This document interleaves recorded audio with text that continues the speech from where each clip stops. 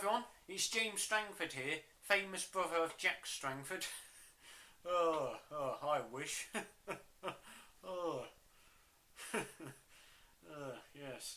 But anyway, yeah, I usually see Jack about once every year, but I've come into town just a little bit early this year because I heard that there was a documentary series being filmed at the college where Jack works.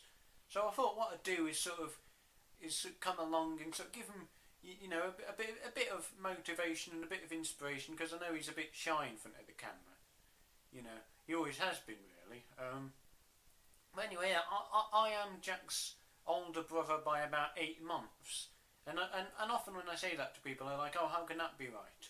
There has to be at least 9 months between siblings. And that just isn't true. Because what happened was my father was with my mother, and at some point when she was about 8 months pregnant with me, he went and had a bit of the old in and out, as the youngsters would call it, with Jack's mother, which obviously in the end resulted in Jack. But anyway, enough about family matters. I think that's for another time, or another place even. You wouldn't want me talking about that here. Honestly, the cameraman just brought that up and thought, oh, that'd be a good topic. But anyway, yeah, moving on. Probably, what I'd say is probably my biggest disappointment in life would probably be Paris, because I went over there once as an 18-year-old, just a few years ago, probably about 18, about 7 years ago now, I suppose. Yeah, wow. How time flies, huh? But yeah, I went over to Paris, and because it's called the most romantic city in the world, I thought, a man with my personality and accent will have no trouble getting laid over there. And I still, I was there for 2 weeks, and I still came back as a virgin.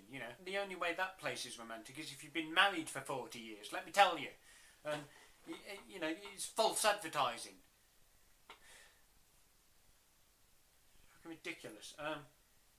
But anyway, yeah, I am a man who likes to laugh at my own jokes, and not in any sort of obnoxious way, just in a sort of, that was funny, you didn't laugh, fuck you, you country bastard, sort of way. So I hope this has been a useful little insight to who I am, what I'm like, and hopefully, there'll be more of these talking headshots with me, in this documentary series.